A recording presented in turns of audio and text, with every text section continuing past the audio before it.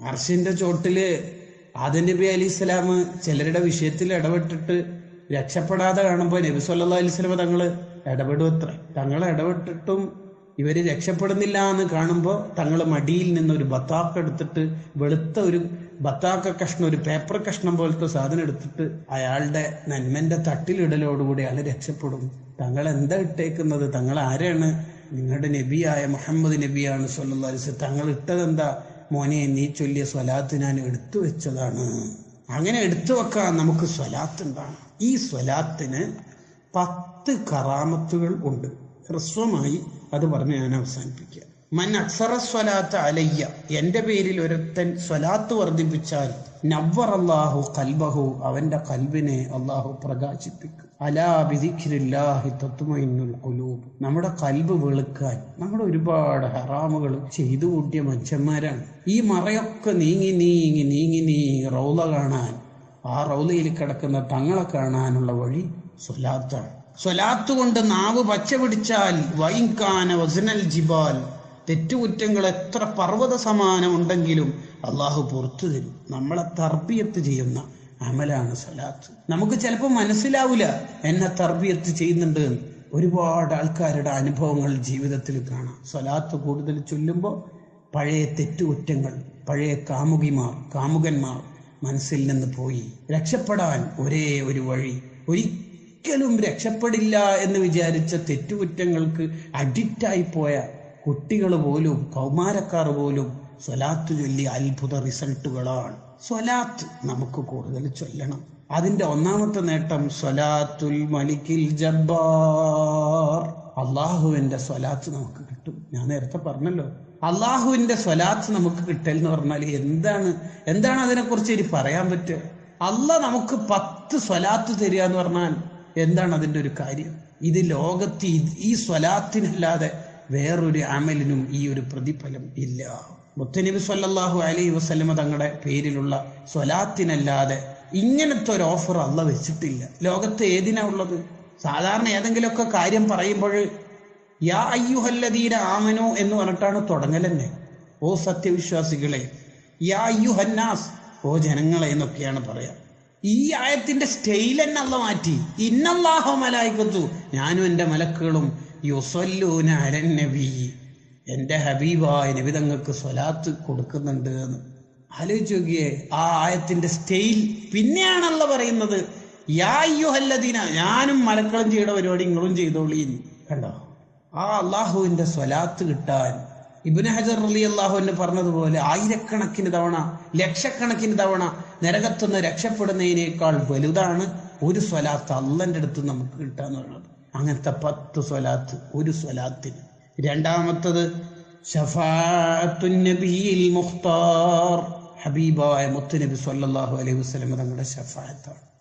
അവിടുത്തെ ശഫാഅത്ത് അതാണ് നമുക്ക് വേണ്ടത്.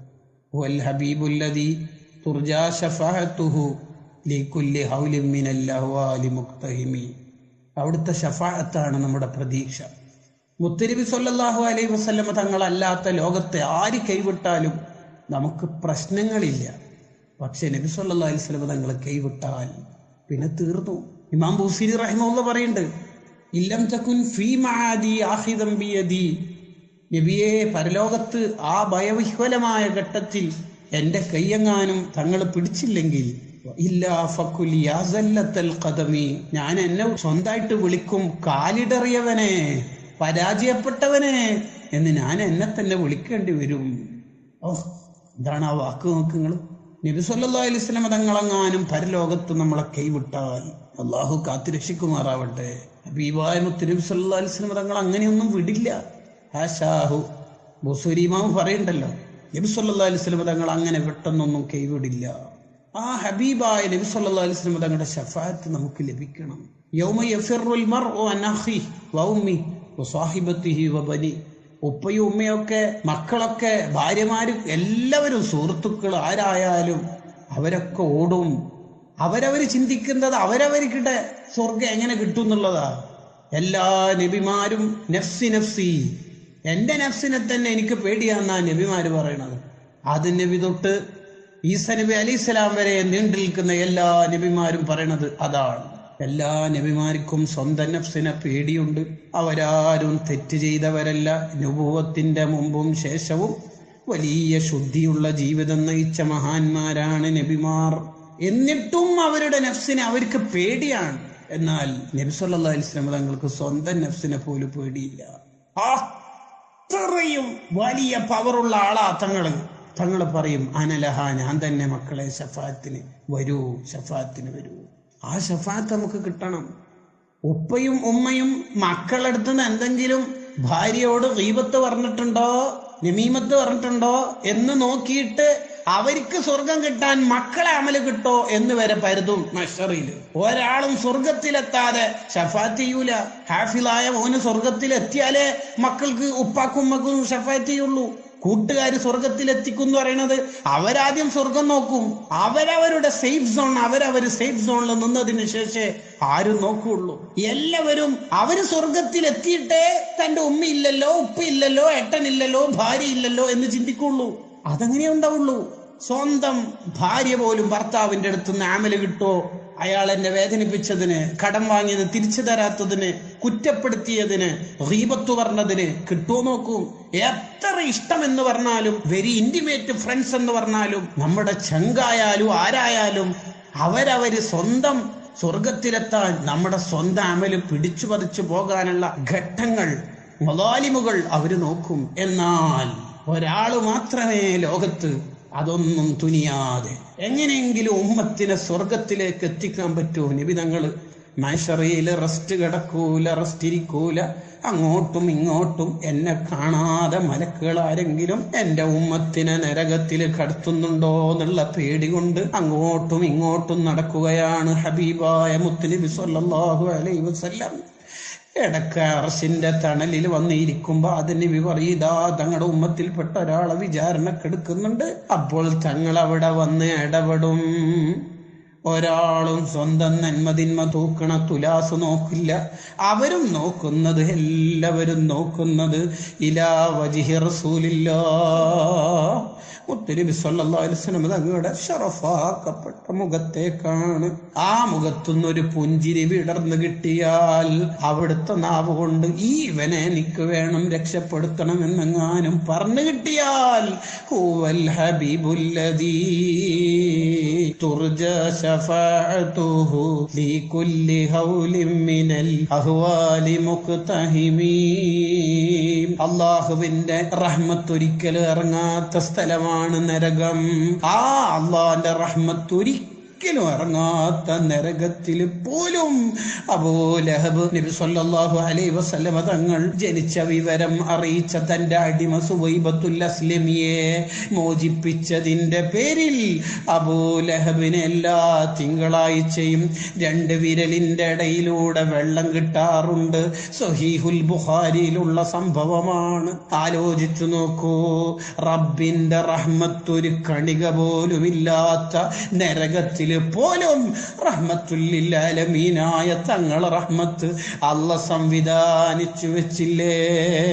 മഹാന്മാരതിനെ കുറിച്ച് പറഞ്ഞല്ലോ.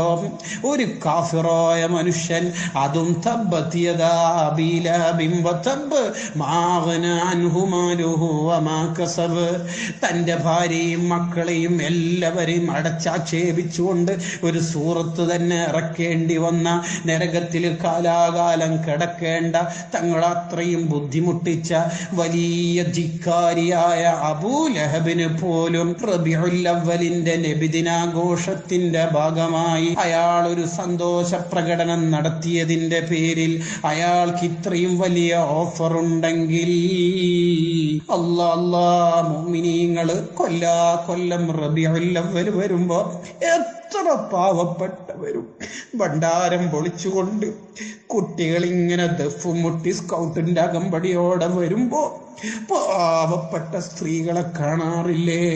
പാവപ്പെട്ട കൂലിപ്പണിക്കാരെ കാണാറില്ലേ? ഭാര്യക്കും മക്കൾക്കും ഭക്ഷണം കൊടുക്കാൻ തന്നെ കഴിയാതെ പോയാലും അവരൊരു പാക്കറ്റ് മിഠായി വാങ്ങി കുഞ്ഞുങ്ങൾക്ക് കൊടുക്കുന്നു. അതൊന്നും വെറുതെ ആവില്ല മുഅ്മിനീങ്ങളെ. റസൂലുള്ളാഹിന്റെ പേരിൽ എന്തെങ്കിലും ജീവിതത്തിൽ ചെയ്തിട്ടുണ്ടെങ്കിൽ അത് നമ്മുടെ രക്ഷയാണ്. വരുന്ന റബീഉൽ അവ്വലിൽ നമുക്ക് റാഹത്തിൽ മൗലിദ് ചൊല്ലാനും ആഘോഷിക്കാനും തൗഫീഖ് നൽകണേ റഹ്മാനേ. ആ നബി സല്ലല്ലാഹു അലൈഹി വസല്ലം തങ്ങളുടെ ശഫാഅത്ത്, അതാണ് രണ്ടാമത്തത്. മൂന്നാമത്തത് അൽ-ഇഖ്തിദാഉ ബിമലായികത്തിൽ അബ്റാർ, പരിശുദ്ധരായ മലക്കുകളോടുള്ള പിന്തുടർച്ചയാണ്. മലക്കുകൾ ചെയ്യുന്ന പരിപാടി ചെയ്യാൻ നമുക്കല്ലാഹ് തന്നൊരു ചാൻസാണ് സ്വലാത്ത്. ലോകത്തെ എല്ലാ മലക്കുകളും ചെയ്യുന്ന പരിപാടി ഇന്നല്ലാഹ വമലായികതഹു എന്ന ആയത്തിന്റെ തഫ്സീറിൽ എല്ലാ മലക്കുകളും ചൊല്ലുന്നുണ്ടോ? സ്പെഷ്യലാണോ? അല്ല, മുഴുവൻ മലക്കുകളും ഹബീബായ മുത്തുനബി സല്ലല്ലാഹു അലൈഹി വസല്ലമ തങ്ങൾക്ക് സ്വലാത്ത് ചൊല്ലുന്നുണ്ട്. ആ മലക്കുകൾ ചെയ്യുന്ന പരിപാടി നമുക്ക് കൂടി ചെയ്യാം. അതാണ് സ്വലാത്തിലൂടെ അല്ലാഹ് തരുന്ന സമ്മാനം. നാലാമത്തത് മുഖാലഫത്തുൽ മുനാഫിഖീന വൽ കുഫാർ, കാഫിരീങ്ങളോടും മുനാഫിക്കീങ്ങളോടും എതിരാവാൻ സ്വലാത്തിലൂടെ സാധിക്കും എന്നതിന് വേറൊരു വ്യാഖ്യാനവുമുണ്ട്. സ്വലാത്ത് വർദ്ധിപ്പിക്കുന്നവൻ മുനാഫിഖാവില്ല.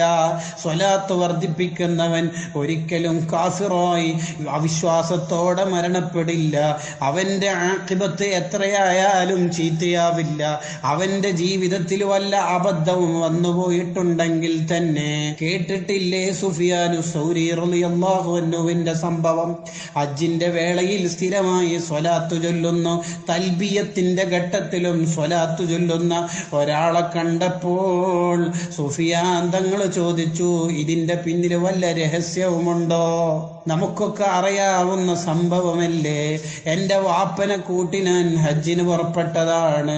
വഴിയിൽ നിന്ന് എൻ്റെ വാപ്പ രോഗം പിടിച്ച് മരണപ്പെട്ടുപോയി. ഏകാന്തനായി വളരെ ടെൻഷനായി നിൽക്കുമ്പോൾ അതിൻ്റെ മേലെ ഒന്നുകൂടി ദുഃഖം വന്നു. എൻ്റെ വാപ്പൻ്റെ മുഖം കറുത്തിരുണ്ടുപോയി.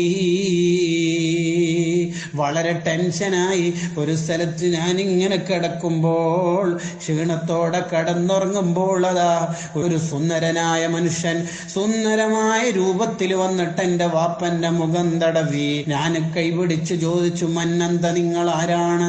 അന റസൂലുള്ളാഹ്, നബി സല്ലല്ലാഹു അലൈഹി വസല്ലമ തങ്ങളാണ്. നിന്റെ വാപ്പ ചില തെറ്റുകുറ്റങ്ങൾ ചെയ്യാറുണ്ട്, വിശദീകരിച്ചു.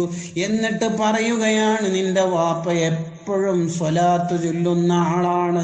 സ്വലാത്ത് ചൊല്ലുന്ന ആള് മരണപ്പെടുമ്പോൾ, വിഷമം അനുഭവിക്കുമ്പോൾ ഉടനെ ഞാൻ അവിടെ എത്തുന്നു. മുഅ്മിനീങ്ങളെ, മരണം ഈമാനോടെ ആക്കാനുള്ള വഴിയാണ്.